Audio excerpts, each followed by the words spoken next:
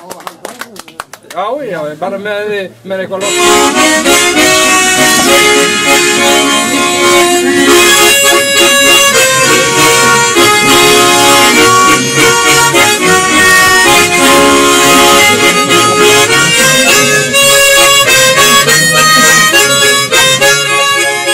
Sagan, sum ykkar hafa kannski lesið hana, en sagan hefst á því að það svona prólóg sem saga sem eða dagbók sem Steingrímur í Nesi skrifar.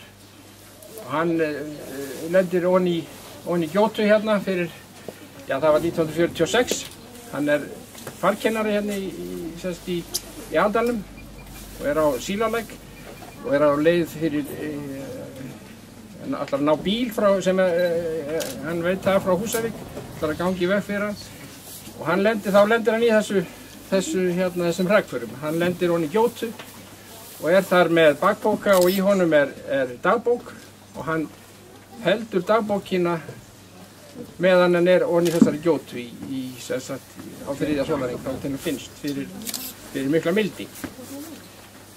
Og ástæðan fyrir því að þessi saga nú í blekkingu svo að blekking gerist að miklu leyti eða sumu leyti í hrauninu og þar eiga sér stað svona málegir atburðir einmitt í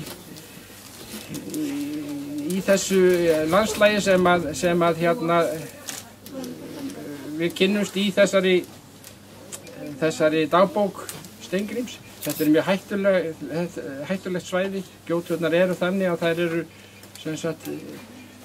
eru svona eins og hvelfingar og fyrir það sem lendir ofan í þeim það nánast ógjörningur að komast upp. Og ég notaði þessar gjótur svolítið í bókinu. Ég vil haffa upp.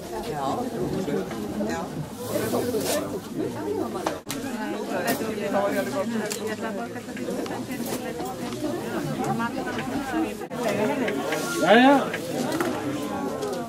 Það er það mín. Það ekki.